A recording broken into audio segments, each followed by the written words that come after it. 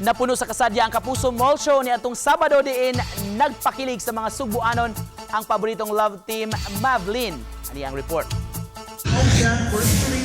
Sayo pa lang niya itong Sabado, nag-atang nga mga Kapuso fans sa mall show. Nagsilbing host sa kalihukan ang mga DJ sa 99.5 RT nga sila si Papa Boy Tisoy ug Papa Ace. Samtang mas nahugyaw ang mga tumatanaw sa paggawas sa mga Kapuso stars.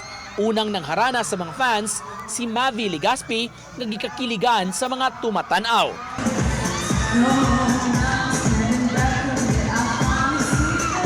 Sayang bahin all-out sub ang performance ni Kailin Alcantara nga mikanta ug miawit. Sama sa iyang ka-love team, mas gikalingawan sa mga tao ang pagduol ni ini aron makig-selfie ug magpasalamat sa Kapuso fans.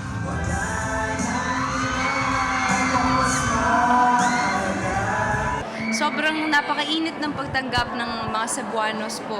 Kaya maraming salamat po sa inyong oras at sana po napasaya namin kayo kahit papaano. Subay ni ini, gidapit sab nila ang mga tao nga dili pakyason og padayon nga atanga ng ilang makapakilig nga serye tungod kay nagkanindot ang istorya ni ini. Kahit hindi pa kayo nagsisimula ng Love at First Read, pwede at kaya pa pong humabol.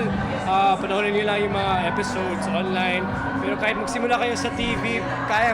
Makita ang Love is Love at First Read humangyod sa Balitang Bisdak sa dili pa ang 24 oras. Uban ni Cleofer Lumayag, Nico Sereno, GMA Regional TV Live.